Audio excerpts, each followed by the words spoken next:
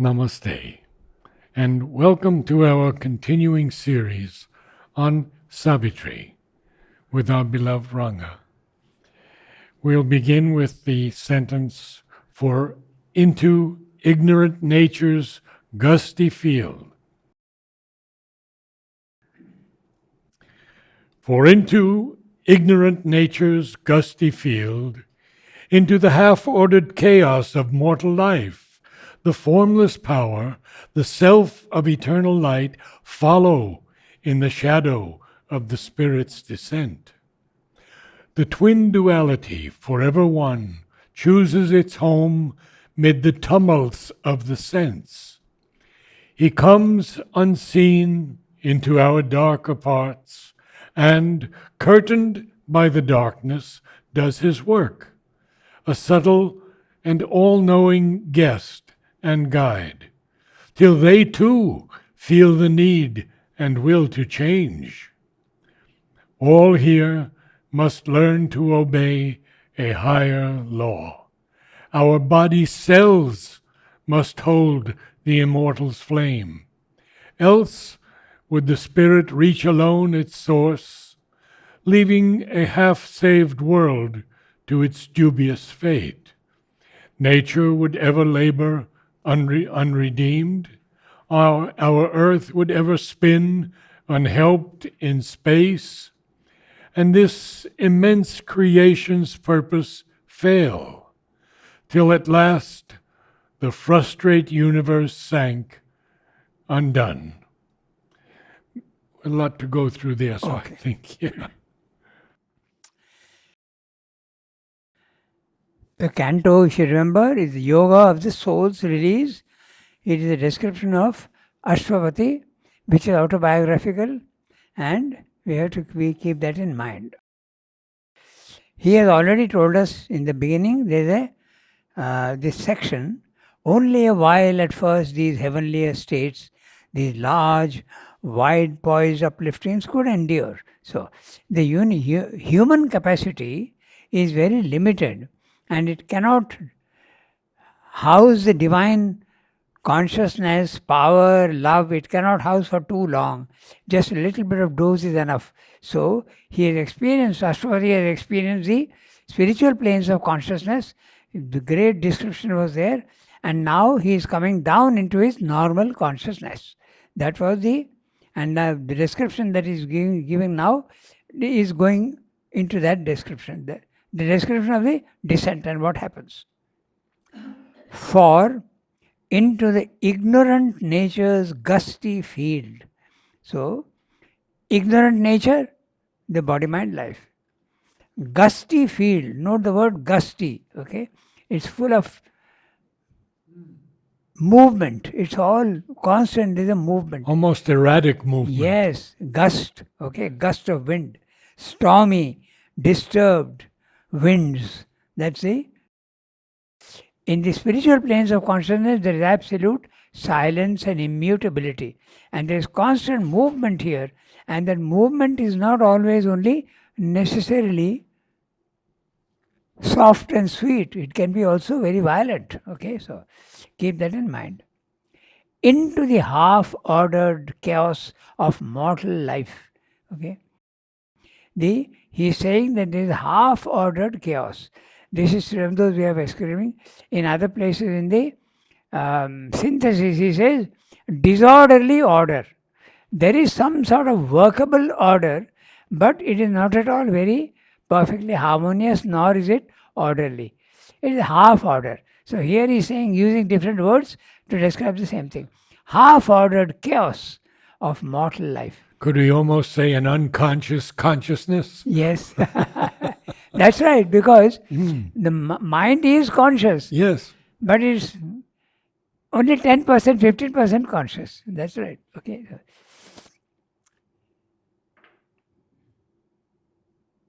The formless power, the self of eternal light, follow in the shadow of the Spirit's descent.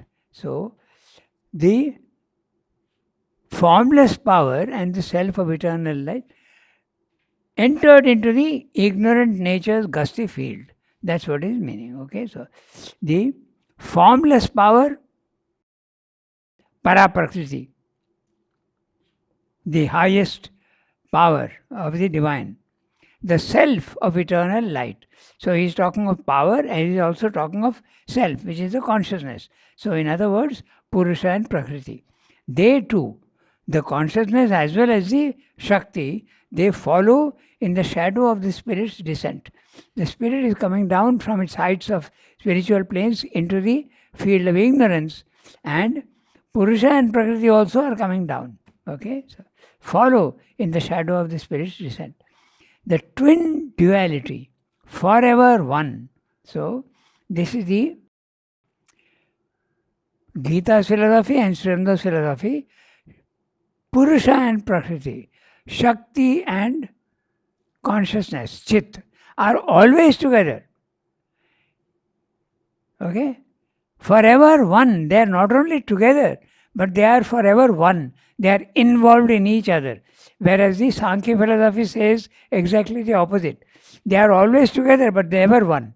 They are always separate. Could you explain why they follow in the shadow of the spirit's descent? When from the spiritual planes of consciousness you are coming down, the light is there. Now the light is getting diminished. And when the light gets diminished, it's a shadow. When the consciousness is there full, compare it to a light, and when it is coming down, it gets diminished. But why does the formless power and the self of eternal light follow in that shadow? It's a way of speaking. Because he's saying that the spirit is descending, and the spirit is power and Purusha and Prakriti. It's a way of saying. Okay? It just means that when the spirit is coming down in the form of Purusha and Prakriti, it is entering into darkness. That's all it means. Okay, so and they are twin duality, forever one. Chooses its home mid the tumults. You pronounce the word tumult. Okay. I thought it was pronounced tumult. I think that's more American. I think British is more tumult. Yeah, really? We'll have to check that. I'll check it out. Okay. Okay. So, chooses its home. So, when the Purusha and Prakriti, the self, is coming down, it chooses its home. And the home for it is in the physical world. But the word home has a double sense. It can be universal home at the lowest level. It can also mean the individual home into which it is entering. Okay, so because this is exactly what's happening for Ashwapati. And when it is descending into Ashwapati. And so that's a home for it here. Chooses its home mid the tumults of the sense. We'll check that word. Okay. Note the word tumult, compare it with gusts. Okay. So, disturbance, storm. He comes unseen into our darker parts. So, which is the He? The formless power, the self of eternal light. So, He comes unseen into our darker parts. The darker parts are the body, mind, life. Matter, life and mind. Universally, matter, life and mind. And in the individual, body, vital and mind. It's coming down. And curtained by the darkness does his work. The darkness of the lowest level is the ignorance, and the darkness is there. But it is descending and doing its work in a hidden manner. The psychic is always trying to help and doing its work. It's doing its work in trying to raise the consciousness. But it is curtained by the darkness. Which is the darkness? Again, our body, mind, life. Okay, so does its work. A subtle and all-knowing guest and guide. Okay, it is guiding, but note the word guest, because its real home is there. And I refer you back to the earlier descriptions. He is a tenant in the physical world. He is a colonist in the physical world. He is a delegate. So, he is maintaining that this is not his permanent home. The permanent home is there. He is coming here only as a guest. But the evolution will make the home, the lower home, more and more fit for his habitation. That's the whole idea. Till they too feel the need and the will to change. So the psychic is guiding, and it is a time comes when even the body mind life will be wanting to change, which is the darker parts. It refers to the darker parts, and the darker parts are our outer nature. Okay, till they too feel the need and will to change. All here must learn to obey a higher law. All here in the physical world must learn to obey a higher law. Then only can you rise in consciousness. Otherwise, you can't. We are all following the lower law only. We are not following the higher law. The higher law is the divine law. The lower law is the mechanical ignorance. Our body cells must hold the immortal's flame. So, even the body cells must become full of light. I think we have to read from here, na? Yeah. Now, this is one of those instances again when I don't feel he's totally speaking only about Aswapati. But No, this is about humanity. Yes. About us Also, also. yes. Good, we agree. Because then. I give you an interpretation to home, individual as well as cosmic. Very good. Okay, so Else would the spirit reach alone its source, leaving a half-saved world to its dubious fate. Nature would ever labor unredeemed. Our earth would ever spin unhelped in space, and this immense creation's purpose fail, till at last the frustrate universe sank, undone. That's actually where I read up to that point. okay. So now he's saying something interesting. He's saying even the darker parts have to learn the higher law. And what is that? Even the body cells must hold the immortal's flame. In other words, even physical transformation has to be there. Otherwise, he wouldn't speak of the body cells. Okay? In Savitri, later on, there is a line, even the body shall remember God. Yes. Okay. So, that is what is to be done. If that is not done, what will happen? He's saying. Else would the spirit reach alone its source. So, this is very clearly, if you don't transform your body, you will have to give up the physical world. And that's what the ascetic is doing. The ascetic, the Buddhist and the Mayavadin, they are doing. They are going away. The spirit is leaving and going back to its source without the body being transformed. That's what he's saying. And if that happens, what will happen? Leaving a half-saved world to its dubious fate. This idea he has developed in Life Divine very clearly.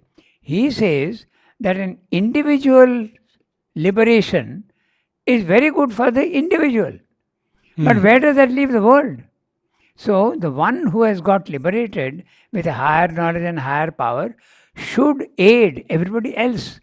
And he should come down and not escape there and disappear there. Because what he has gained, the humanity is not benefiting from his success.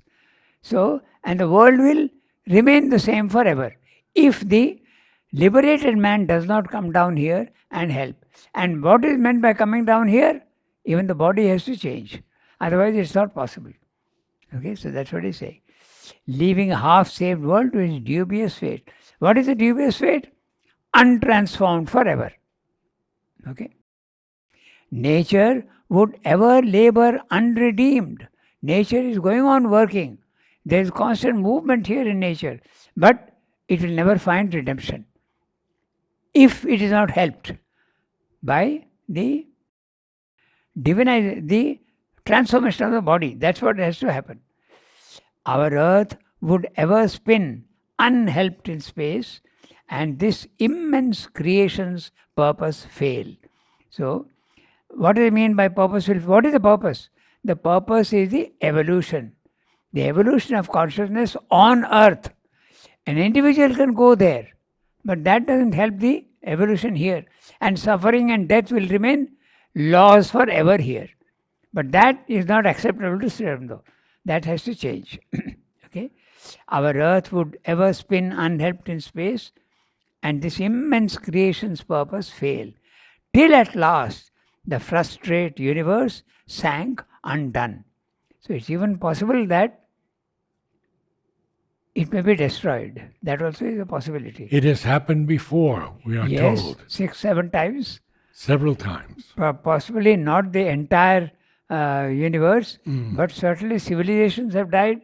The Atlantis is one of the best examples of that. There's a complete destruction. Yes. Uh, Even Yeah. though they were more advanced in some areas, I'm yes, told. that's right. It has happened many times. Lemuria? Yes, that's right. That is another one. Then, in a more minor way, Rome also was completely flooded with the volcanoes' ashes, na? And even our Dwarka, the capital of Sri Krishna's, completely sank into the sea. The sea came and completely destroyed the whole thing. And now that danger is still there. They are saying with a climatic change, this may happen. If the sea level rises by even 1 meter, it will flood many, many, many, many areas. So, but that must not be, Sri Aurobindo is saying. This time the creation must succeed. I had an experience that Mother told Udar to write to me and tell me to go to San Francisco and speak with Dr. Haridas Chaudhry and his wife, that it was possible that San Francisco may fall into the sea. Mother told that. Yeah, and So I we have went, to tell you. and then I went and told them. This is extremely interesting because those who know about the movement of plates and all that, they say that the western coast of America, it is not a question of when. It's not a question of if.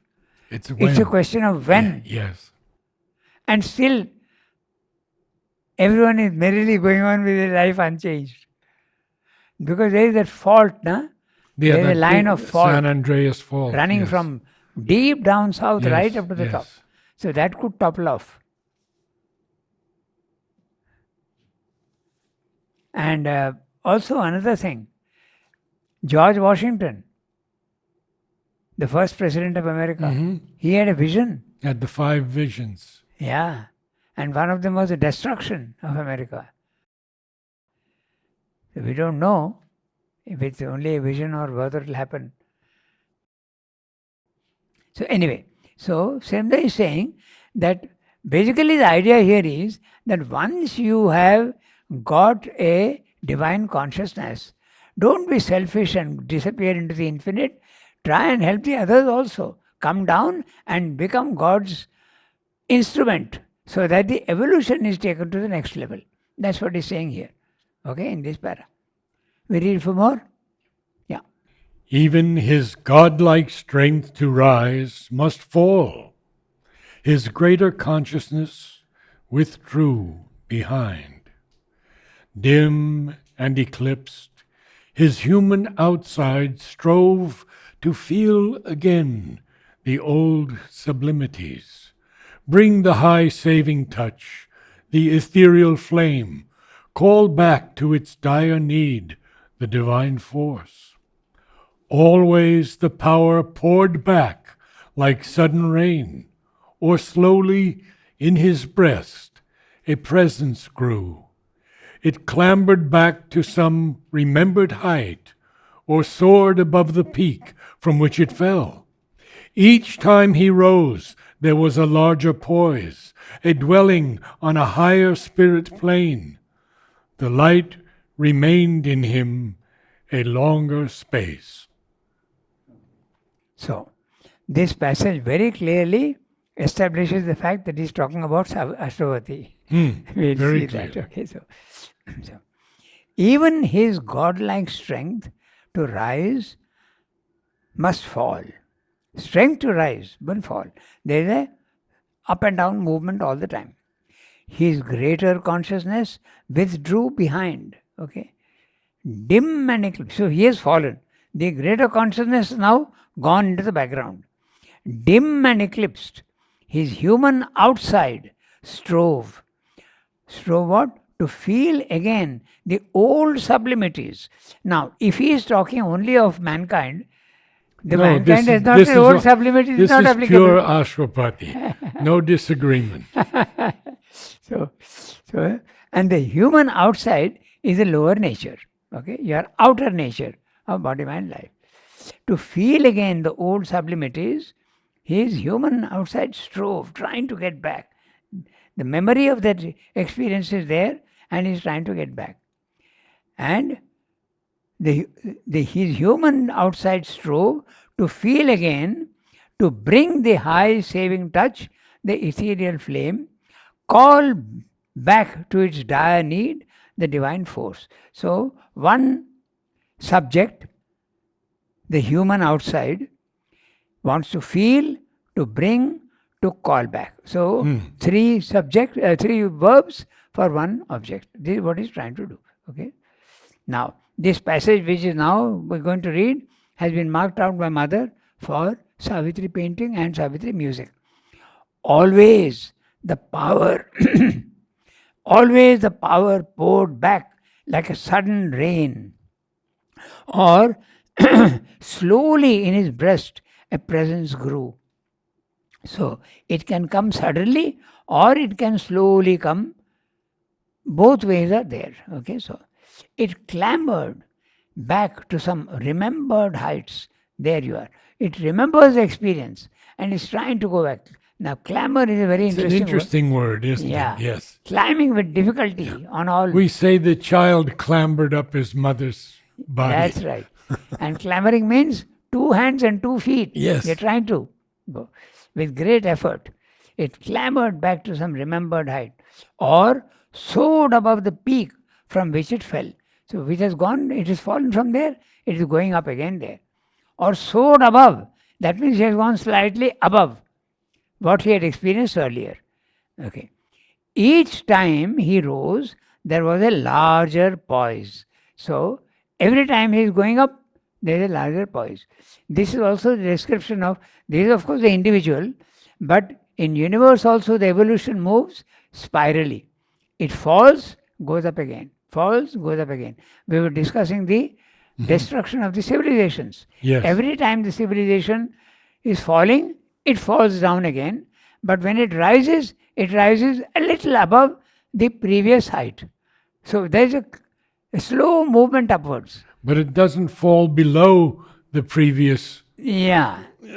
So well, like that. yes. It goes on. Every time it's rising a little more than what it was before.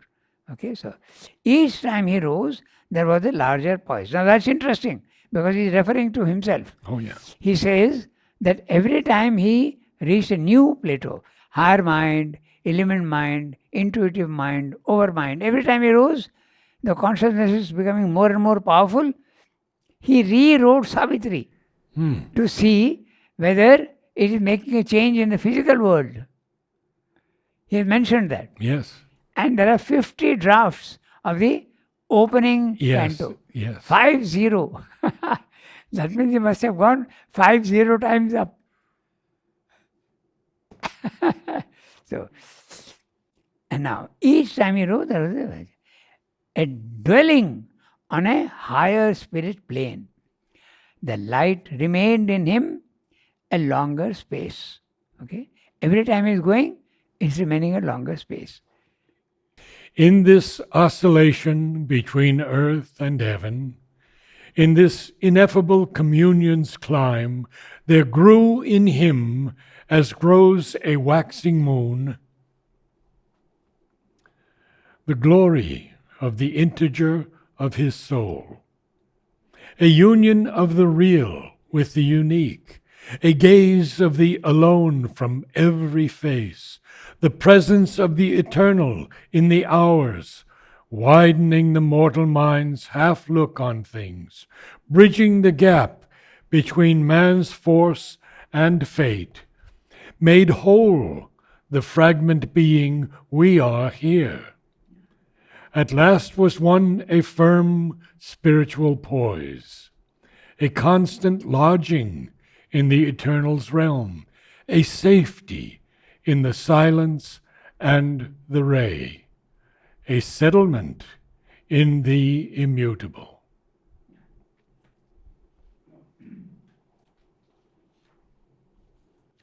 So he has told you that there is an up and down movement that is very natural, but each time he is rising, he is going to a slightly higher level. Okay, this is the oscillation that he is talking about.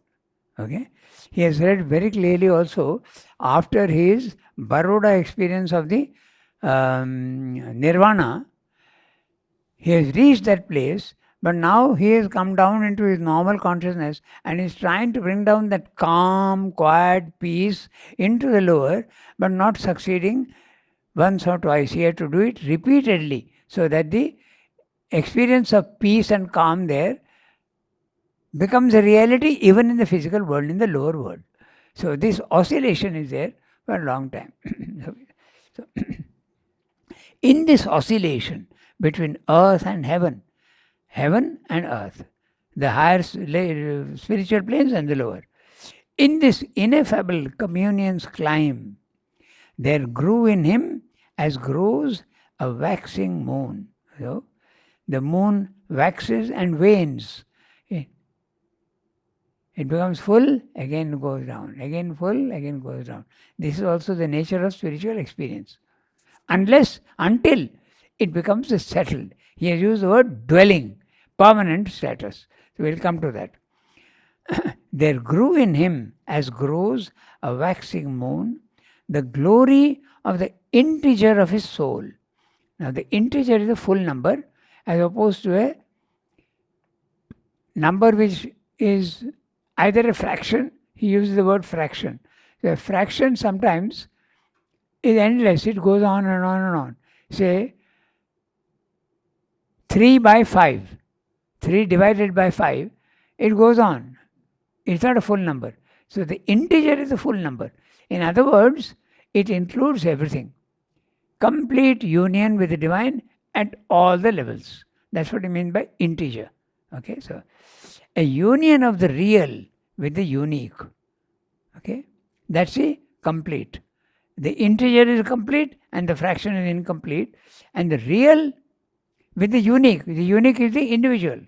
So, a gaze of the alone from every face. Now, this is interesting. A gaze from the alone. A gaze of the alone from every face. I am reading out a sonnet to you, which is reflective of this line. Okay? The indwelling universal. I contain the whole. This is Shrevda's poem. I contain the whole world in my soul's embrace. In me, Arcturus and Belphegor burn. To whatsoever living form I turn, I see my own body with another face. All eyes that look on me are my soul eyes. The one heart that beats within all breasts is mine. The world's happiness flows through me like wine. Its million sorrows are my agonies. Yet all its acts are only waves that pass upon my surface. Inly forever still. Unborn I sit, timeless, intangible. All things are shadows in my tranquil glass. My vast transcendence holds the cosmic world. I am hid in it as a sea, as in the sea, a pearl. So wherever he is looking, he is seeing himself with another face. So that's what he's saying here. A gaze of the alone from every face. So, so then the presence of the eternal in the hours. The presence of the eternal, the timeless, but the divine presence here in time, in the lower creation. The creation is in time and space, and the eternal is timeless and spaceless, but he is coming down. The presence is there in the physical world. Widening the mortal mind's half look on things. That's it. Again, the ignorance. Bridging the gap between man's force and fate. Destiny, okay, is slowly, with his force, his previous destiny is getting cancelled. There is a fate which you have to face. You have to face. A fate, your destiny you have to face because of your past. But if you are doing spiritual work, you are reducing the possibility of that fate. You are changing your fate. So the gap between the fate and his own force is getting less. In other words, his destiny, old destiny is getting cancelled. That's what it means. So, made whole, the fragment being, we are here. So again, he is talking of the fragment being and the integer. That fragment being, the fraction, has now been made whole. Okay? A constant lodging in the eternal's realm. A safety in the silence and the ray. A settlement in the immutable. So now he is settled. Now his consciousness is stabilized there. There is no more any oscillation. That's what it means.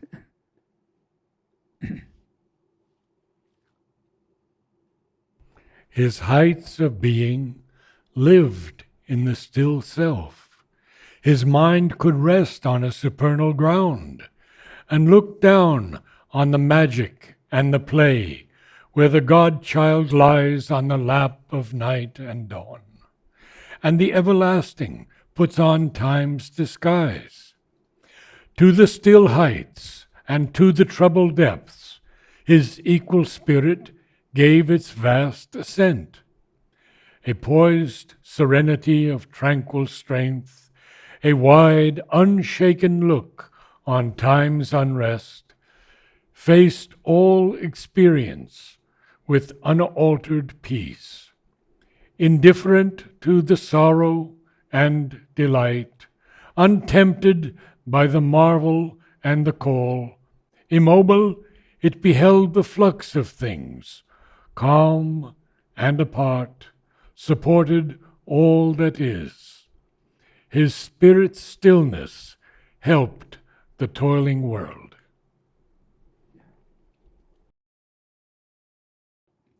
So,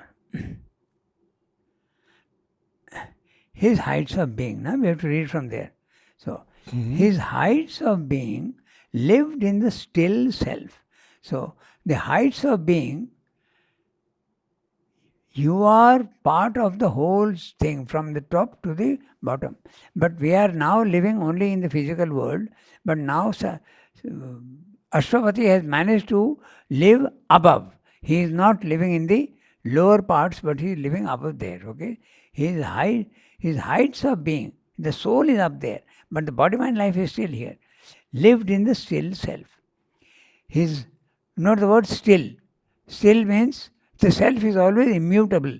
So still is the immutability. His mind could rest on a supernal ground. So it's a ground. It's very solid now there at the highest level. In the Gita, you have the phrase summit seated. Okay, Kutastha. You are settled on the summit of the levels of consciousness. His mind could rest on supernal ground and look down on the magic and the play. He is seated up there and is looking down at all these things, okay, like you remember in the synthesis, he says that once you are there at that height, you are looking down at the sufferings and the drama that is going on here, and it's like a child's tantrums. You're just watching and you are not at all affected by it. Okay, when we get here suffering, okay, then we are highly disturbed. But from that height, that same suffering here looks like only a child's tantrums. That's what he's saying here. Okay, and he looked down on the magic and the play, where the God child lies on the lap of night and dawn. Now, he is using the word God child because what he means is that the human soul, when it is developing, it becomes a God child, then it becomes an adolescent child, then it becomes an adult child. These are the words he has used. Okay, so he is meaning that you are you are beginning to become the divine, but still you are a child. Okay, that's what I mean. There must go still. I feel it's a Vedic reference. I had it someplace, but I don't have it with me now. Vedic it may be, but he is referring specially to he has Yeah. used these words: the child soul, the adolescent soul, and the adult soul. Okay, so to this, where the God child lies on the lap of night and dawn.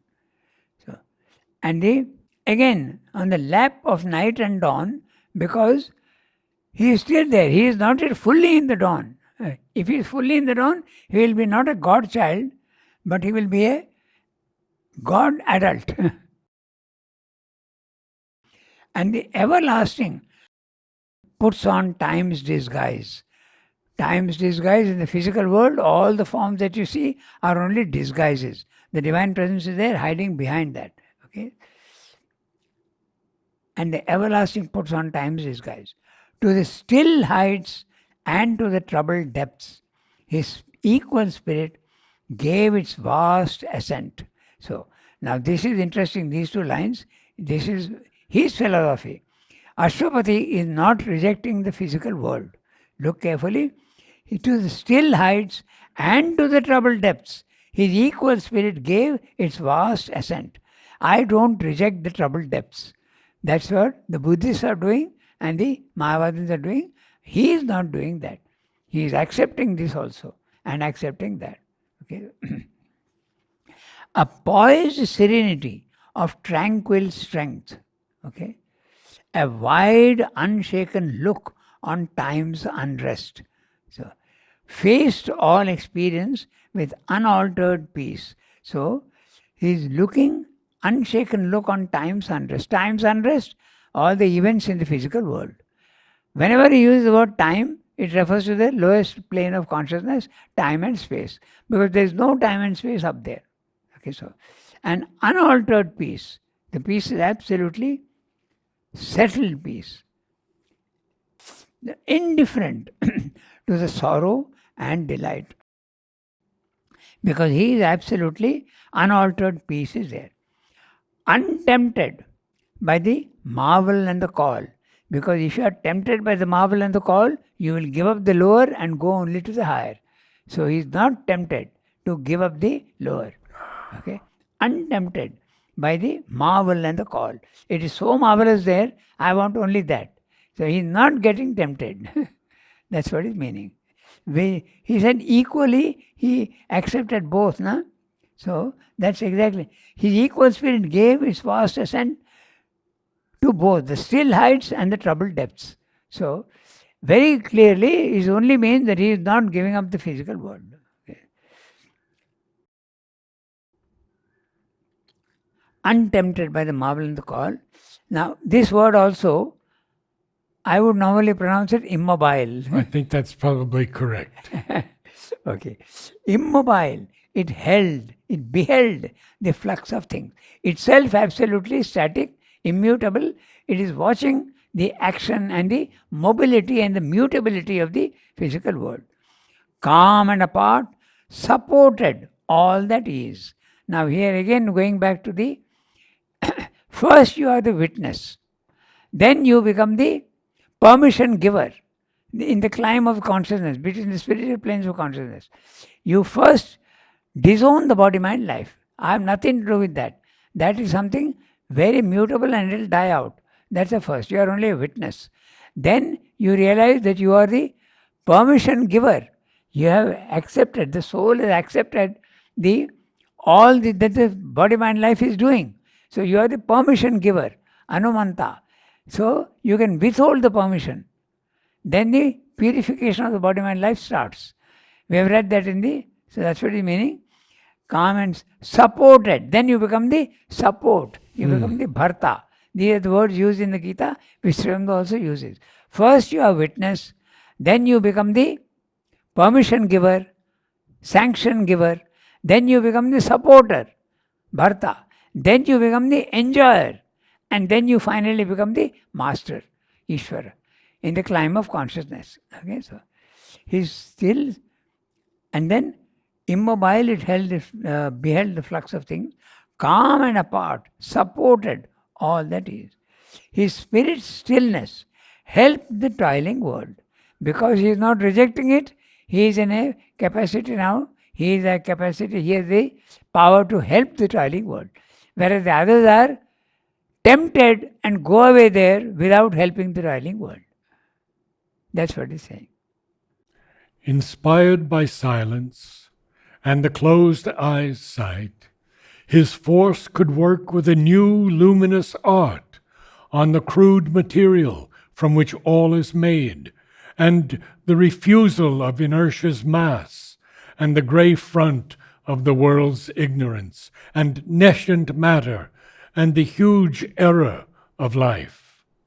As a sculptor chisels a deity out of stone, he slowly chipped off the dark envelope, line of defense of nature's ignorance, the illusion and mystery of the inconscient, in whose black pall the eternal wraps his head, that he may act unknown in cosmic time. A splendor of self-creation from the peaks, a transfiguration in the mystic depths, a happier cosmic working could begin, and fashion the world shape in him anew. God found in nature, nature fulfilled in God. A very interesting passage, full of suggestions. Okay, so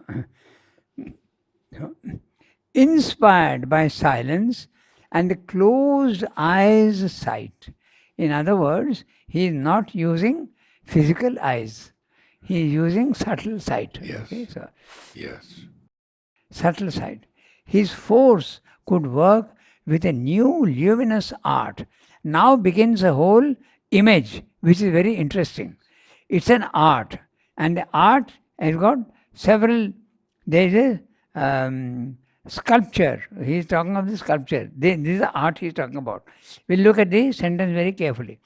On the crude material from which all is made, okay, his force could work with a new luminous art on the crude material from which all is made. So, and the refusal of inertia's mass and the grey front of the world's ignorance and nascent matter and the huge error of life.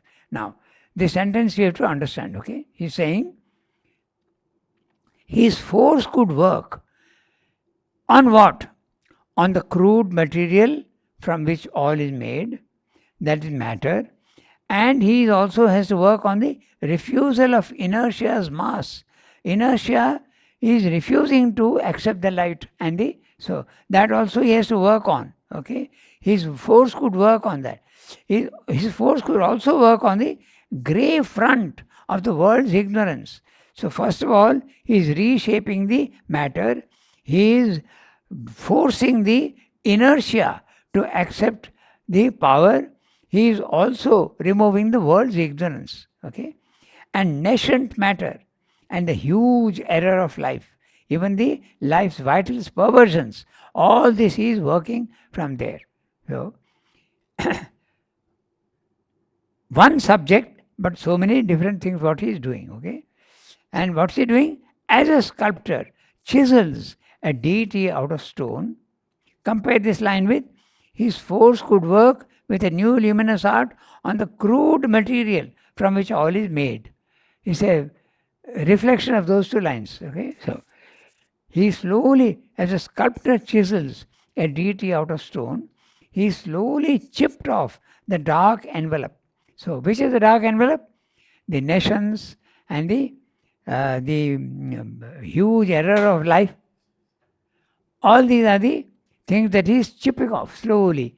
The ignorance is being chipped off. The darkness is being chipped off. Okay, so and this darkness, what is it? It's a line of defense of nature's ignorance. If you are not protected by ignorance and separation, you will be blown off because the vastness of space is too much for you to dwell. So his ignorance is a line of defense. That also he has to work on. And he has to work also on the illusion and mystery of the inconscient. And this inconscient is what?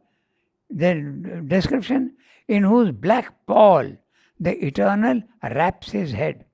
The pall is a cloth which covers the coffin. So, coffin is death, darkness. Okay? So, he is covering his head with this. In other words, he has come down here, his presence is here, but he is covered up with ignorance, inertia, darkness. So now he is chipping off all this darkness to reveal his face slowly. Okay? In whose black pall the eternal wraps his head, that he may act unknown in cosmic time, a splendor of self-creation from the peaks, so that he can start working here in the physical world. A transfiguration in the mystic depths, a happier cosmic working could begin and fashion the world shape in him anew. The world shape, the shape of ignorance and darkness, that has now to be fashioned anew. In other words, he is talking of the supramental light which will come and change the laws here. That's what he's saying. God found in nature, nature fulfilled in God.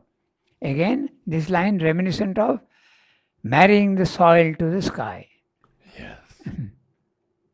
So that's what it meant. So we stop here today. Namaste all. We'll see you in 5 or so weeks and continue our 4 books of Sri Aurobindo.